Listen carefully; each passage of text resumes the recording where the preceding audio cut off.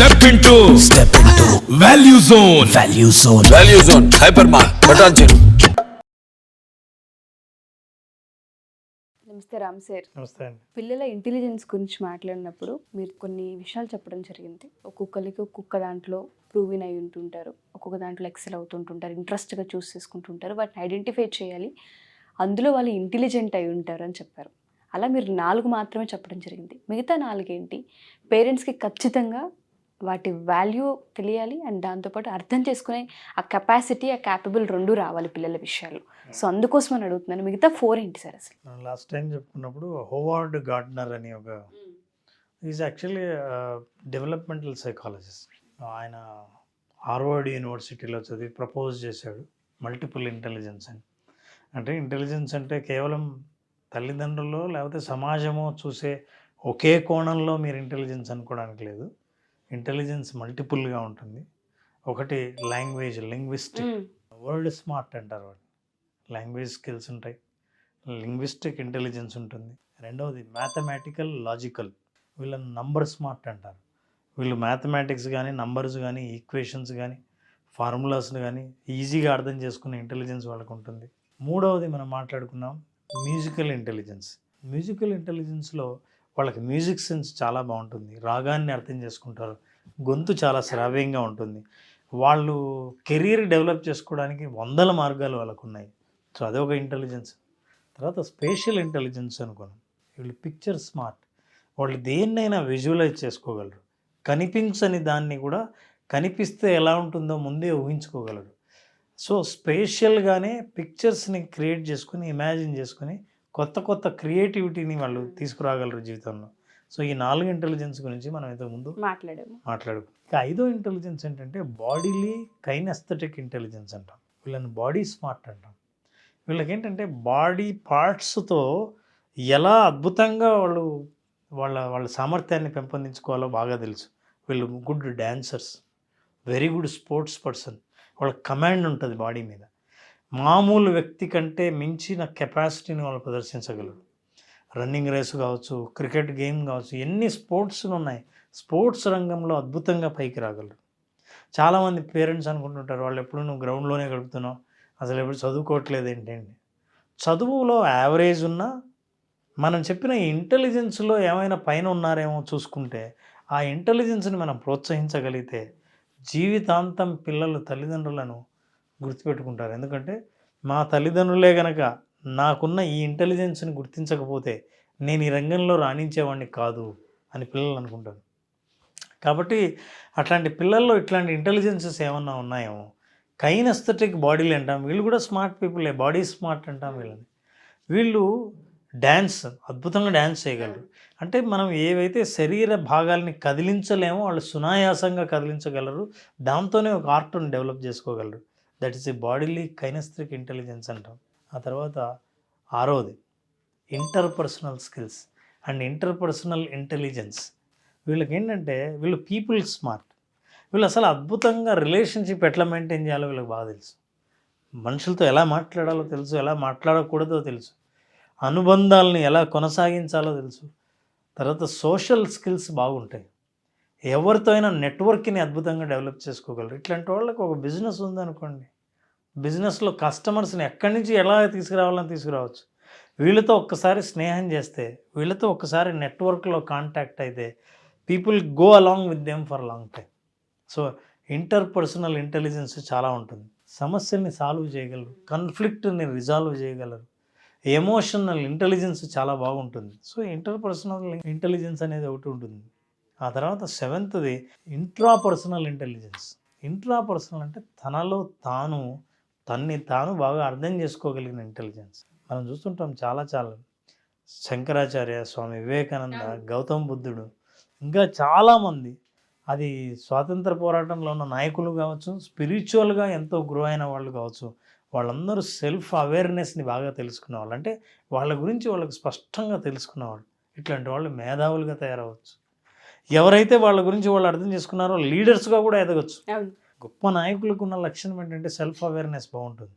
వాళ్ళది ఇంట్రాపర్సనల్, వీళ్ళు self smart, they are very smart about themself. చాలామంది స్మార్ట్ కాకపోవడానికి కారణం ఏంటంటే వాళ్ళ గురించి వాళ్ళు ఏమనుకుంటున్నారో ప్రపంచం వాళ్ళ గురించి ఏమనుకుంటుందో ఈ రెండు మ్యాచ్ అవ్వవు. So they have no understanding about themselves. వాళ్ళ గురించి వాళ్ళకి అవగాహన ఉండదు. కానీ ఇంట్రాపర్సనల్ స్కిల్స్, ఇంట్రాపర్సనల్ ఇంటెలిజెన్స్ ఉన్నవాళ్ళు, సెల్ఫ్ స్మార్ట్ ఎవరైతే ఉంటారో వాళ్ళు అసలు వాళ్ళని అద్భుతంగా అర్థం చేసుకోగలరు. వాళ్ళని అర్థం చేసుకున్న వాళ్ళు ఎవరైనా సరే ప్రపంచాన్ని ఈజీగా అర్థం చేసుకుంటారు. Exactly. The last one is the naturalistic intelligence. వీళ్ళు నేచర్ స్మార్ట్.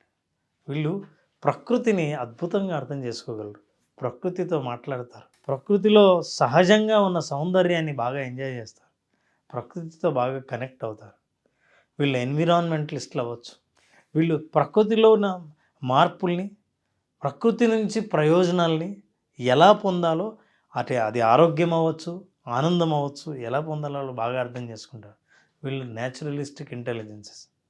ఈ 8 ఇంటెలిజెన్సెస్ ఏదైతే మనం మాట్లాడామో, ఈ ఇంటెలిజెన్సెస్ ఎన్ని ఉన్నాయని తెలిసినప్పుడు తల్లిదండ్రులు కానీ, టీచర్స్ కానీ, ఈ ఇంటెలిజెన్స్లో ఎవరి దగ్గర ఏ ఇంటెలిజెన్స్ ఎక్కువ ఉందో అని చూద్దామనే ప్రయత్నమైనా మొదలుపెట్టినప్పుడు వాళ్ళని మనం రోజు చూసే దృష్టి, ఐక్యూ అంటున్నాం మనం. ఇంటెలిజెంట్ కోషియంట్ ఉంటేనే బాగా ఐక్యూ ఉన్న పిల్లలే బాగా ఇంటెలిజెంట్లు, తెలివైన వాళ్ళు అనుకున్న దృష్టి నుంచి బయటపడి, ఆ భ్రమ నుంచి బయటపడి, లేదు అట్లా కాదు, పిల్లల్లో ఇన్ని ఇంటెలిజెన్సెస్ ఉంటాయి అన్నప్పుడు అరే వీళ్ళు పనికిరారు అని అనుకున్న భావన ఉండదు. ఆ భావన నుంచి బయటపడి వీళ్ళు అద్భుతంగా పనికొస్తారు అని వాళ్ళ లైఫ్లో మార్పు తీసుకొచ్చే వాళ్ళగా వీళ్ళ పాత్రను, తల్లిదండ్రులు, టీచర్లు వాళ్ళ పాత్రను అద్భుతంగా వాళ్ళు కనుక ప్లే చేయగలిగితే పిల్లలు జీవితాంతం మర్చిపోలేని వ్యక్తులుగా వాళ్ళు తయారవుతారు.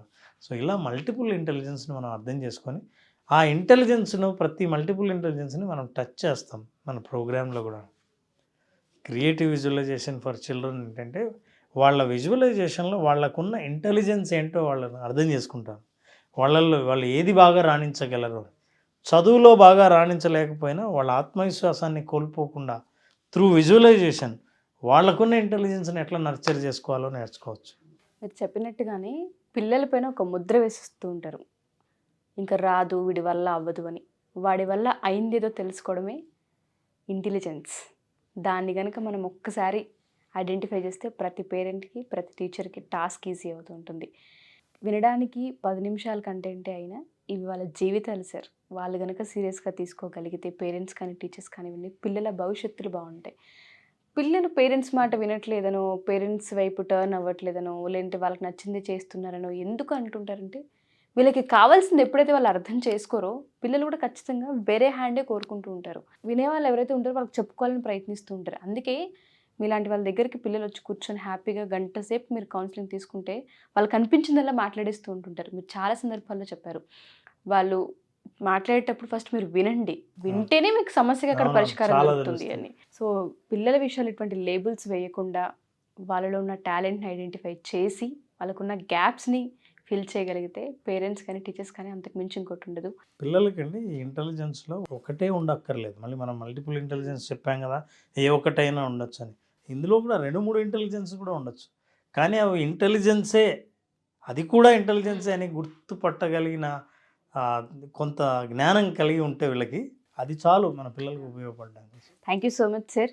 December 16th క్రియేటివ్ విజువలైజేషన్కి సంబంధించి ఏ విధంగా ఉండబోతుంది, అందులో మనం ఏవి కవర్ చేస్తూ ఉంటాము, ఎవరెవరు అటెండ్ అవ్వచ్చు అంటారు? నేను క్రియేటివ్ విజువలైజేషన్ సెషన్లో చిల్డ్రన్ అని అంటాం కానీ 7th క్లాస్ చదివే పిల్లల నుంచి ఇక స్టూడెంట్గా కాలేజీకి, యూనివర్సిటీస్కి వెళ్ళే స్టూడెంట్స్ వరకు ఎవరైనా సరే they can attend. So they will understand, స్టూడెంట్గా చదువుతున్నప్పుడు అకాడమిక్ లైఫ్లో వచ్చే రకరకాలైన ప్రాబ్లమ్స్కి సొల్యూషనే కాకుండా లైఫ్ని ఏ దృష్టితో చూస్తే, ఏ కోణంలో చూసి కరెక్ట్గా అకాడమిక్ లైఫ్ని సక్సెస్ఫుల్గా ముగించవచ్చు అని, అది లైఫ్ లాంగ్ జర్నీ అనుకోండి. అకాడమిక్ లైఫ్ నుంచి మనం జర్నీ సాఫీగా ఎలా కొనసాగించవచ్చో తెలుసుకోవచ్చు. చాలా విషయాలని మనం గ్రాటిట్యూడ్ ఎలా తెలియజేయాలి, ఎమోషన్స్ని ఎలా కంట్రోల్ చేసుకోవాలి, అకాడమిక్స్ ఎలా టైం మేనేజ్మెంట్ ప్లాన్ చేసుకోవాలి, సోషల్ యాంగ్జైటీ ఏదైనా ఉంటే, ఆందోళన, ఆత్మవిశ్వాసానికి సంబంధించిన ఇష్యూస్ ఉంటే వాటి నుంచి ఎలా బయటపడాలి, ఇన్ని విషయాల్ని మనం ఈ ప్రోగ్రాంలో చెప్పడం జరుగుతుంది. Thank you sir. Thank you so much. Thank you.